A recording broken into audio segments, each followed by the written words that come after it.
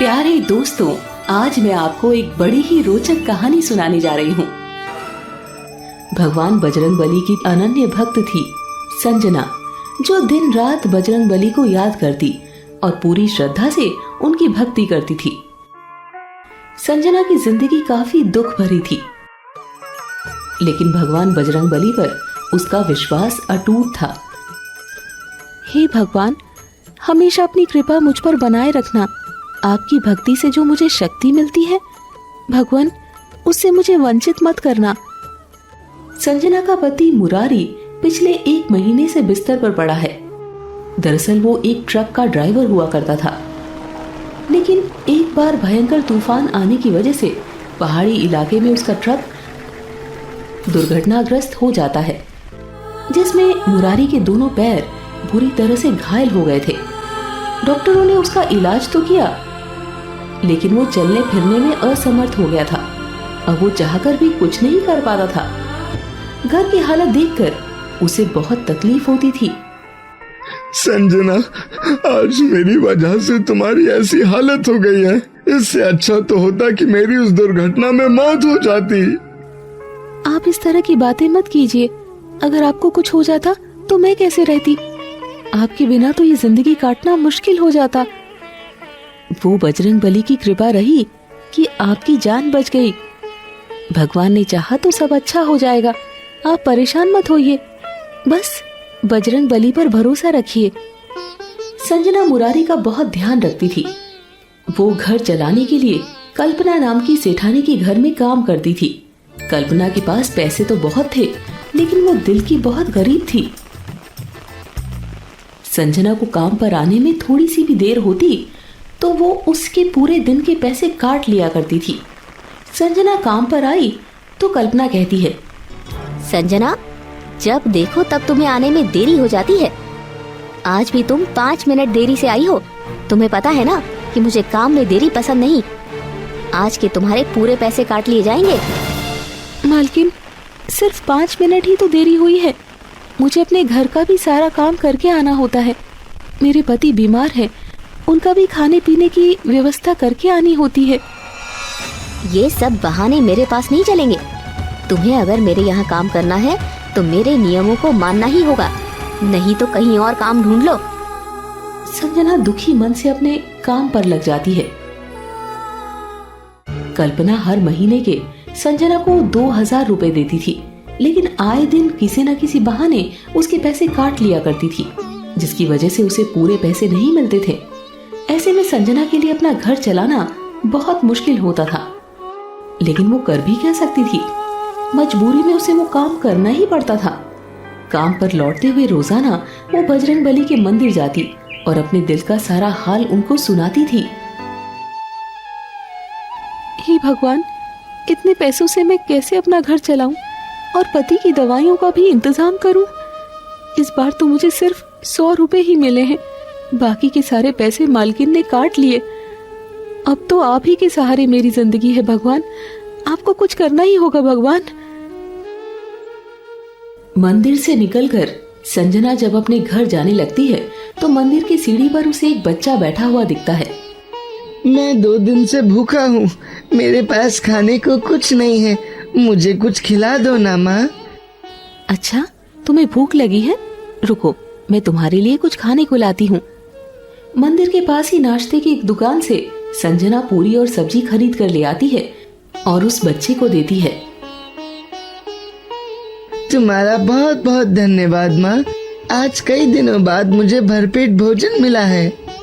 भरपेट खाओ बेटा, और ये लो कुछ पैसे। फिर भूख लगे तो कुछ खा लेना। इसके बाद संजना वहां से चली जाती है। रास्ते में ही बहुत तेज बारिश शुरू हो जाती है, लेकिन संजना बिना रुके चलती चली जाती है, क्योंकि उसे अपने पति को भोजन कराना था। भीगते हुए जैसे ही संजना अपने घर के पास पहुंचती है तो देखती है कि वो बच्चा उसके दरवाजे पर बैठा है। वो बुरी तरह से भीगा हुआ था और उसे काफी ठंड लग रही थी। अरे बेटा, तुम यहाँ? तुम तो बुरी तरह से भीग गए हो। देखो, तुम्हें छींक भी आ रही है।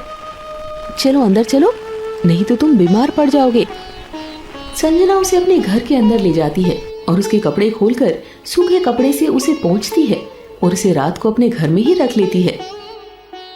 सुबह को जब वो बच्चा उठता है तो संजना से कहता है, माँ, आप कितनी अच्छी हो। मेरा इस दुनिया में कोई नहीं है। क्या मैं आपके साथ आपके घर में रह सकता हूँ? बच्चे की बात सुनकर संजना सोच में पड़ जाती है, क्योंकि बड़ी मुश्किल से उसका और उसके पति का जीवन कट रहा था। अगर वो बच्चा भी उनके साथ रहने लगता है तो वो उसे कैसे भरपेट भोजन कराएगी। लेकिन तभी उसकी नजर अपने घर के मंदिर में बजरंगबली की मूर्ति पर जाती है। हाँ बेटा, तुम हमारे साथ रह सकते हो। उस दिन जब वो अपने काम पर से लौटने लगी और बजरंगबली के मंदिर गई, हे भगवान, अपनी कृपा मुझ पर बनाए रखना। मुझे इतना तो देना भगवान कि मेरे पति और मेरा वो बच्चा कभी भूखा ना रहे।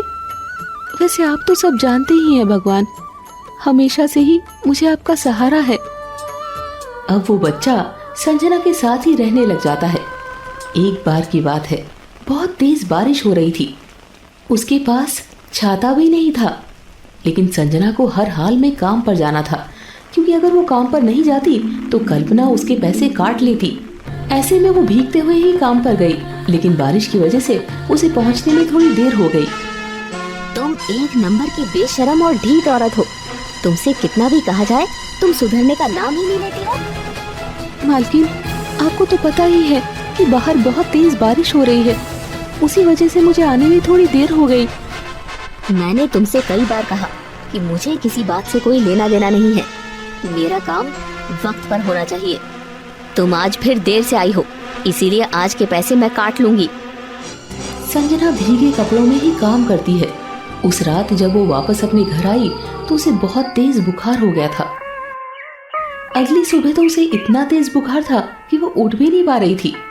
लेकिन वो परेशान थी कि अगर काम पर नहीं गई तो फिर मालकिन उसके पैसे काट लेगी।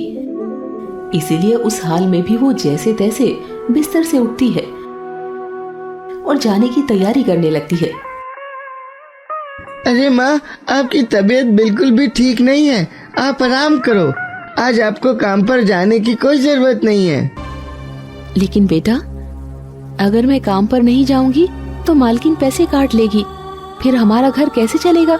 हमें भूखा रहना पड़ेगा। माँ, आप चिंता मत करो।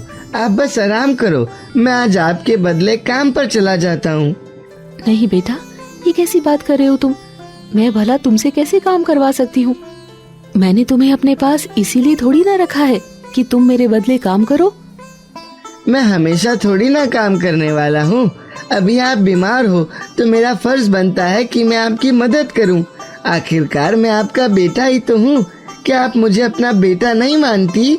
संजना की आंखों में आंसू आ जाते हैं। वो उसे गले से लगा लेती है।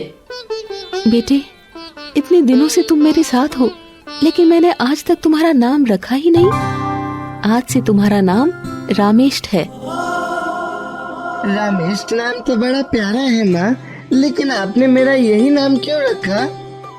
क्योंकि रामेष्ट भगवान बजरंगबली का ही एक नाम है और मैं बजरंगबली की अनन्य भक्त हूँ। उस दिन रामेष्ट संजना के बदले कल्पना के यहाँ काम पर जाता है। मालकिन, मैं संजना का बेटा रामेष्ट हूँ। मेरी माँ की तबीयत ठीक नहीं है, इसलिए जब तक वो बीमार है मैं ही आपके घर का सारा काम किया करूँगा। ठीक है, मुझे तो अपने काम से मतलब है। ध्यान रखना, सारा काम अच्छे से होना चाहिए। जी मालकिन। रामेष्ट बहुत अच्छे से घर का सारा काम करता था। वो खाना भी काफी स्वादिष्ट बनाता, जिससे कल्पना काफी खुश रहती थी। इसी तरह काम करते हुए उसे 4 दिन बीत गए। इसी दौरान संजना की नजर एक बात पर जाती है कि रामेष्ट जब भी घर से जाता है तो उसके घर के मंदिर से बजरंगबली की मूर्ति गायब हो जाती है, और जब वो वापस घर आता है तो मूर्ति वापस आ जाती है। ऐसे में एक दिन वो अपने पति को ये घटना के बारे में बताती है। मैं सच कह रही हूँ, ऐसा ही होता है। मैं पिछले 2 दिनों से देख रही हूँ। अरे ये तू कैसी बात करती है? भला ऐसा कैसे हो सकता है? आपको विश्वास नहीं होता तो आप खुद ही देख लीजिए। कहाँ है मंदिर में बजरंगबली की मूर्ति? मुरारी ये देखकर हैरान रह जाता है। उसे बहुत आश्चर्य होता है कि सच में बजरंगबली की मूर्ति मंदिर से गायब थी। लेकिन जैसे ही रामेश घर आया तो बजरंगबली की मूर्ति मंदिर में वापस आ गई। अगली सुबह जब रामेश वापस से काम पर गया तो संजना ने मुरारी से कहा, सुनिए जी, आज मेरी तबीयत थोड़ी ठीक है। आज मैं रामेश के पीछे मालकिन के घर जाती हूँ और इस बात का पता लगाती हूँ कि आखिर माजरा क्या है, ऐसा हमारे साथ क्यों हो रहा है। संजना कुछ देर के बाद कल्पना के घर जाती है। कल्पना संजना को देखकर काफी खुश होती है और कहती है, अरे संजना, तुम्हारा बेटा तो कमाल का है। वो हर काम काफी अच्छे से और सफाई से करता है और खाना भी काफी स्वादिष्ट बनाता है। ऐसा लगता है मानो उसके हाथों में जादू हो। कल्पना अपनी बात कह ही रही थी कि संजना उसे अनसुना करके घर के अंदर रामेश के पास चली जाती है। वहां जाकर देखा तो रामेश बर्तन धो रहा था। ये देखकर संजना उसके पास गई और हाथ जोड़कर बोली, बेटा सच सच बताओ तुम कौन हो। संजना को रोते देख रामेश ने उसके आंसू पोंछे और वो अपने असली रूप बजरंगबली के रूप में आ गए। उसे देखकर संजना को और ज्यादा रोना आ गया। भगवान, ये क्या, आप मेरे लिए नौकर बन गए। मुझसे ये कितना बड़ा पाप हो गया भगवान। ये क्या कर दिया भगवान आपने। मैं अपने आप को कैसे माफ करूंगी। नहीं बेटी, तुमसे कोई पाप नहीं हुआ है। भक्त तो भगवान की सेवा करते ही हैं, लेकिन भगवान भी अपने सच्चे भक्तों के लिए हमेशा तैयार रहते हैं। और तुम तो मेरी सच्ची भक्त हो, जो मुझ पर सच्चे मन से विश्वास करती है। भला मैं तुम्हें तकलीफ में कैसे देख सकता हूँ। मैं तुम्हें वरदान देता हूँ कि आज से तुम्हारे सारे दुख दूर हो जाएंगे और तुम्हारे पास कभी किसी चीज की कमी नहीं रहेगी। इसी बीच कल्पना भी वहां आ जाती है। वो ये सब देखकर हैरान हो जाती है और नतमस्तक हो जाती है। हे भगवान, आप मेरे घर में नौकर की तरह काम करते रहे और मैं आपको पहचान न सकी। मुझे क्षमा कर दीजिए भगवान। कल्पना, धन का अहंकार करना बहुत बड़ा पाप होता है। जो तुमने किया है, तुमने अपने घमंड में आकर संजना को बहुत तकलीफ दी है। ये अटल सत्य है कि तुम जैसा कर्म करोगी, तुम्हें इसी जन्म में उसका परिणाम भी अवश्य मिलेगा। इसलिए तुम अगर अपनी भलाई चाहती हो तो जरूरतमंदों को निस्वार्थ भाव से मदद करो। इससे तुम्हारा कल्याण होगा। इसके बाद बजरंगबली वहां से अंतर्ध्यान हो गए। कल्पना ने अपनी हर गलती के लिए संजना से माफी मांगी तो संजना ने उसे माफ कर दिया। उस दिन जब संजना अपने घर लौटी तो उसका पति मुरारी पूरी तरह से ठीक हो चुका था। उसे अपनी झोपड़ी में ढेर सारे पैसे और धन से भरा घड़ा भी मिला। अब वो बजरंगबली की कृपा से काफी सुखी संपन्न हो गई थी।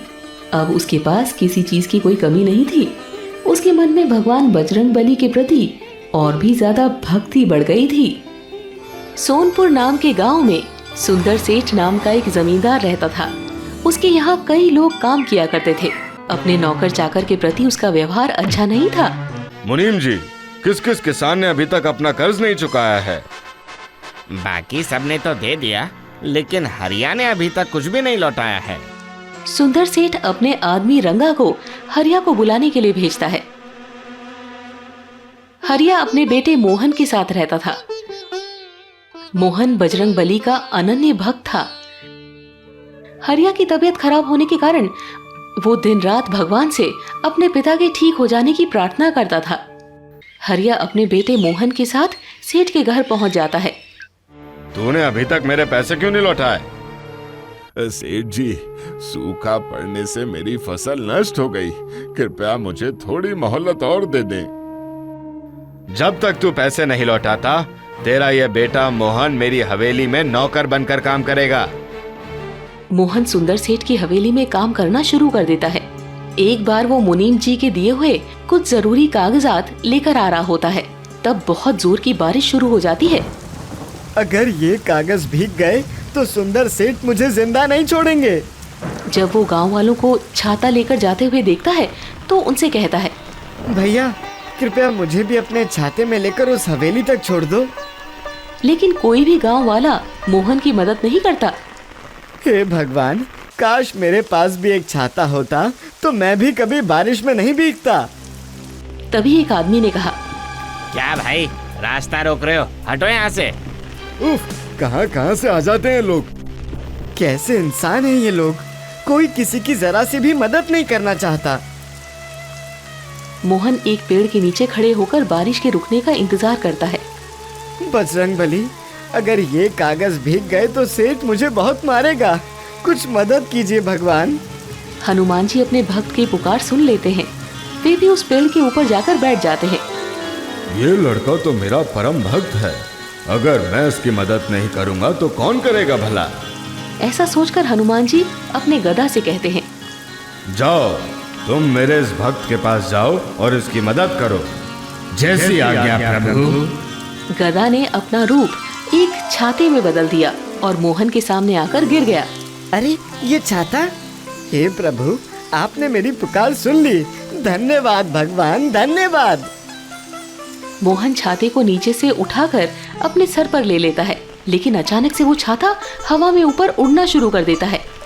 हे भगवान, ये छाता इतना ऊंचा आसमान में कैसे उड़े जा रहा है? अरे कोई रोको इस छाते को, ये मुझे उड़ाकर कहाँ ले जा रहा है?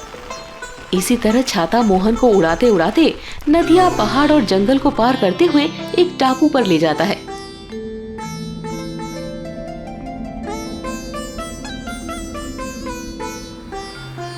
अरे मैं ये कहाँ आ गया? यहाँ तो कोई भी दिखाई नहीं दे रहा। तभी मोहन को जोर जोर से हंसने की आवाज सुनाई देती है।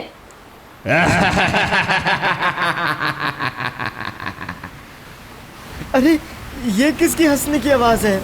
तभी छाते से आवाज आती है, घबराओ मत, ये मेरी आवाज है। मैं बजरंगबली का साथी, उनका गदा हूँ। उन्होंने ही मुझे तुम्हारी मदद करने को भेजा है। क्या? मेरे भगवान ने तुम्हें भेजा है? लेकिन तुम मुझे उड़ाकर यहाँ क्यों ले आए हो?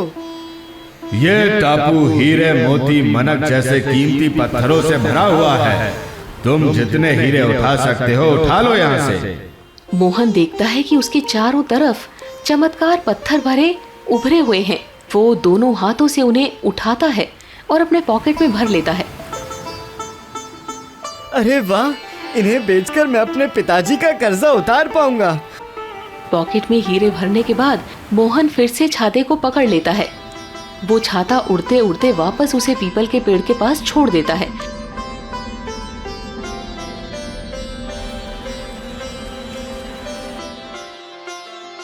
और फिर पेड़ पर इंतजार कर रहे बजरंगबली के हाथों में चला जाता है। पहले मैं अपने घर जाकर पिताजी को सारी बातें बताता हूँ। मोहन घर जाकर सारे हीरे रख देता है और एक हीरा बेचकर सुंदर सेठ के घर पहुंच जाता है। कहाँ मर गए थे? ये लीजिए आपके पैसे, अब आपका हम पर कोई कर्जा नहीं है। लेकिन एक ही दिन में इतने पैसे कहाँ से लाए हो? सच सच बताओ, क्या कहीं डकैती करके आए हो? वरना मैं तुम्हें पुलिस के हवाले कर दूंगा। मोहन बहुत भोला था। वो डर के मारे सुंदर सेठ को सारी घटना के बारे में बता देता है। जब बजरंगबली ने इसकी नैया पार लगाई है तो इसके साथ साथ मेरा भी करा ही देंगे। अगले दिन फिर से जोर की बारिश शुरू होती है और सुंदर सेठ फटे पुराने कपड़े पहनकर एक बड़ी सी बोरी लेकर उस पेड़ के नीचे पहुंच जाता है। सुंदर सेठ नाटक करते हुए कहता है, काश मेरे पास भी कोई छाता होता तो मुझे इस तरह भीगना ना पड़ता। ए बजरंगबली, अपने भक्त की पुकार सुन ले और मेरी मदद कर दे। हनुमान जी को सुंदर सेठ की हालत देखकर उस पर दया आती है और वो अपने गदा को नीचे फेंक देते हैं। गदा छतरी में बदलकर सुंदर सेठ के पास आ गिरता है। जैसे ही सुंदर सेठ उस छतरी को पकड़ता है तो वो नदियां, पहाड़ और जंगल पार करती हुई सुंदर सेठ को उस टापू पर ले जाता है।